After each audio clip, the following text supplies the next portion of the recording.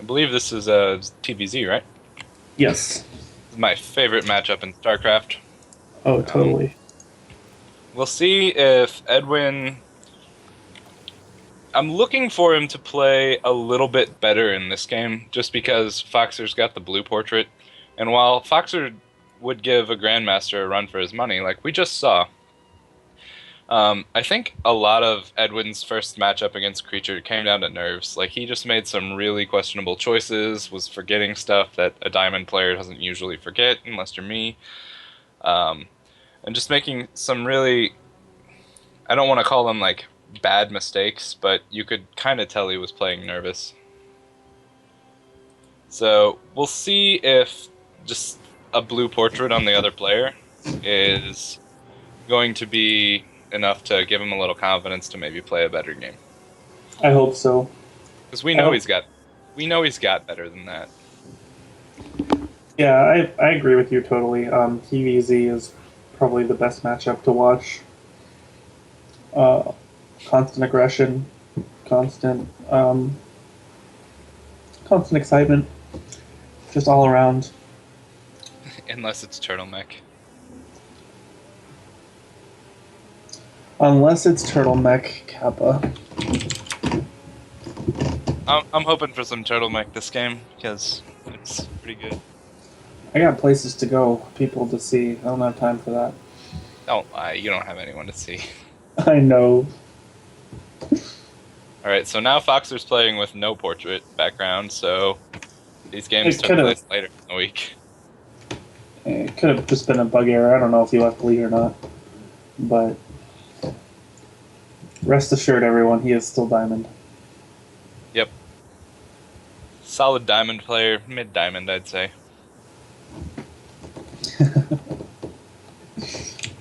Alrighty, so spawning in the top left position of Dead Zerg, it is EdWinSTZ. And spawning in the bottom left, we have the Blue Terran, narrowly losing out that last series. It is Foxer. Alright, so we've got the Overlord heading towards Foxer's base. This is clearly an indication of map hacks. Or, Clearly.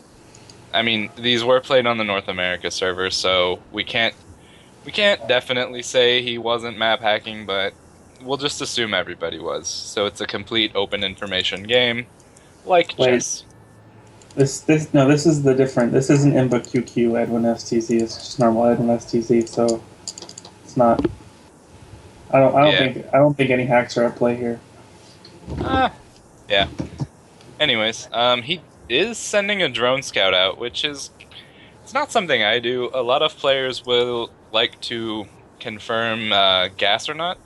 If if you are drone Reaper's not scouting though, does as it make automatic. sense? Does it make sense to send the drone to the same base that your overlord is going to? I feel like you'd be better off sending the drone to It the other base.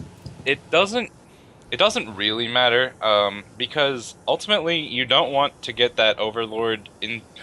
Like, I'm gonna say the overlord scout is it's not super necessary, just because by the time you get to a position where you'd see a building, a marine could kill you. So on this map, I don't actually send my overlord in. I just, attack a base and hope he's there, Pure in the or chat. just try to try to scope out which base he's at. Pierce says there's no need to drone scout if you six pull. Yeah, I know. Just blame the map hacks if I lose a 6 pool versus a wall. So this is an interesting base layout. I wonder if that's flush with the corner. Do you happen to know? Um, Uh, is that a full wall? there, no, there's definitely a hole there. That's why he's rallying his marine to fill the hole. Ah. Um, What is he, Protoss? he he didn't elect to go for a low ground CC. I'm sure because of the early drone scout. Yeah. So, like generally, if there's some aggressive build, you want to send a drone scout to see where your opponent is, so you can hit them as soon as possible. Indeed. And So it's too early to tell if Edwin's going to do any crazy stuff like he was doing against Creature. but he does have an early gas, so it's definitely still a possibility. Interesting to note, if you remember about a year and a half ago, people would take high ground expansions and cats would just put a hatchery there. I wonder, Yeah, obviously he didn't go CC first on the high ground, but that's kind of what killed that build. it's really strong if you go for a Reaper into a um, into into a high ground CC. I can't talk today, but if you get Marines out and you see the proxy hatch going down, you have time to just build a bunker right next to the hatch, and then you're pretty much safe. Like the hatch might finish, but you're in range to snipe any queens and stop any creep tumors from going down. Yeah. So the build, like if you're just going for if you're a Zerg player going for a standard build, like you can't just reactively proxy hatch and end the game because they went for a high ground CC. Interesting. Yep. Yeah, as stated, I don't really drone scout. Sometimes I will on this map, but usually I'll just wait for my first 4 lanes and send 2 of them to go try to kill the SCV building the command center. You're one of those guys. Why wouldn't you be? If the Terran player is going to put that much stock into needing that command center to finish for the biggest supply block ever, why wouldn't you try to go kill it? Like So I've had more than one person just leave a game when I killed their SCV. Speed is just finishing now, and a bunch of lanes just popped. 20 lanes on the map, so this looks like some sort of stealing all in. Is this the no regret build without banelings? Yeah, there's He is droning behind it. Yeah, there's no extra gas, so no sort of No. bailing bus. What I don't love here is he's shown speed already. Like, not really time to do a whole lot, but he didn't have to show it, and he could have just totally blindsided it. Some SCVs are getting in and repairing, and I think this bunker's gonna live. Yeah, I That don't is think the not- bunker was the correct choice there. I think he should have tried to go and run past the bunker. The thing is, if you run past the bunker and you run into a wall, this happens. Yeah, very nice hold from Foster, though, either way. Yep.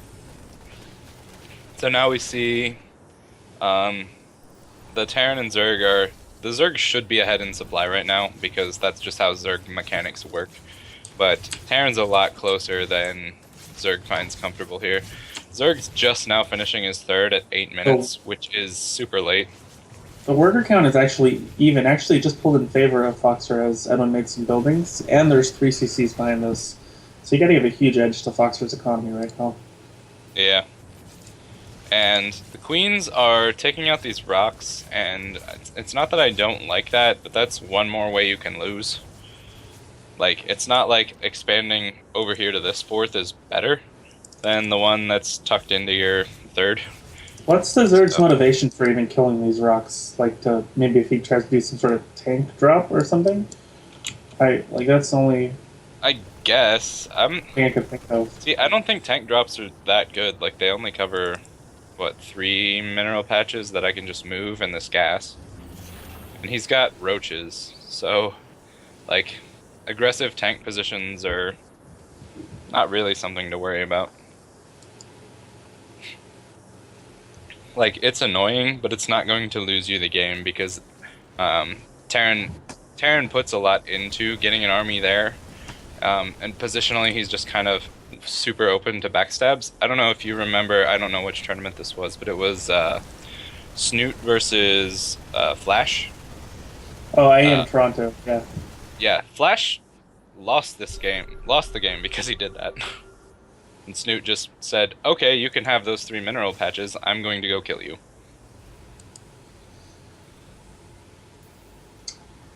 Interesting. Yeah. So, good old adage from the Day 9 dailies of old, if he's doing something super weird, just go kill him.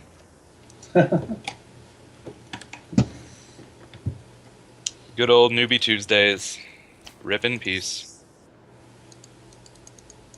So, we have a Roach Ford and Roach Speed finishing up, and the Bailing Nest is done.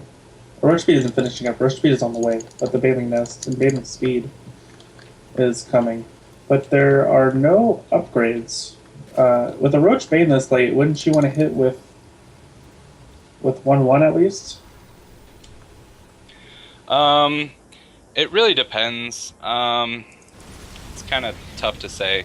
So what you're doing, if you're getting speed and other speed, +1 is something you can get, because if you look, he's got enough money for both of those things, and he has Zerglings that he can change into Banelings right now.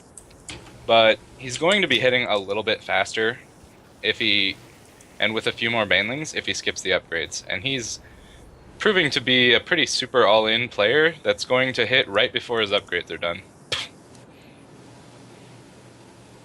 Roach speed should finish, but Baneling speed might not. And all of Foxer's units are down at his third, which I'm not even sure Edwin knows about. Nope, has no idea that's down there. So, big Roach Baneling coming in. A couple Banelings detonate on a dead bunker, and Banelings are just taking a cruise, killing all the huge mistake. He ran in about 5 seconds before his Baneling speed finished. Yep. Like, I think this fight could have been a lot more convincing if he would have waited. Definitely. But the Banelings are all dead. Just a handful of Roaches are left. Yep. And that's the key timing of when you want to go home. When you run out of Banelings, it's time to turn around. But Boxer's taking some damage. Like, this is obviously a pretty scary attack, but I think his next couple production rounds just end any... Yeah, he's got insane production behind this and a huge econ lead. He's just going to show off the splits right now. Edwin should be looking for the SCVs, because otherwise this attack can't be worth it.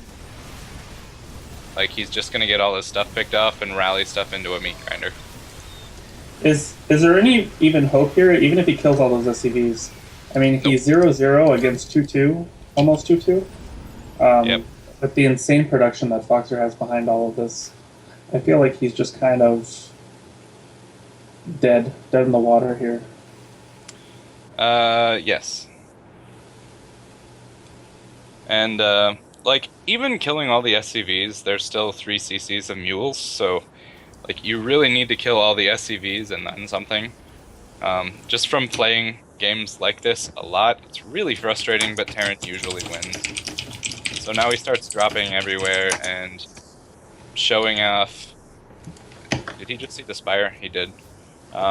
Showing off just the Zerg's inability to defend drops and everything. Like, even if this dies, his medevac won't, and then he just goes up here and keeps being annoying with drops until the Zerg player taps out. Yeah, so doing a really good job of just picking Edwin apart here. 2-2's done. Got a drop in the 4th, which is going to either kill it or cancel it, or just do a ton of damage. So, every time Foxer picks up, he's doing so before he actually loses any units, and he's definitely killing Zerg units. So, stuff like this that really makes you regret opening Bane Roach, and you really want either Corruptors or Mutas or something to deal with the drops permanently. Like, yes, you might lose a Muta to a drop, but you stop the drop. He's not been able to actually contest any of these drops because Foxer's micro is really good. And looks like round 2 of this Baneling. Oh, that Widowmine. That Widowmine just got like 9 Banelings, so yep, making this attack a lot less scary. So that's a lot of Banelings. Let's see some splits, Foxer. A lot of those Banelings just got into those. They connected with the Marauders, and then the rest of them ran into that CC. Banelings, I don't know if you saw this, but the Banelings all attack clicked into the command center. Yes. Instead of anything else. They did cancel the command center though. Yeah. Not cancel, but they delayed the building. The 4th base of production is one that Terran really likes to have.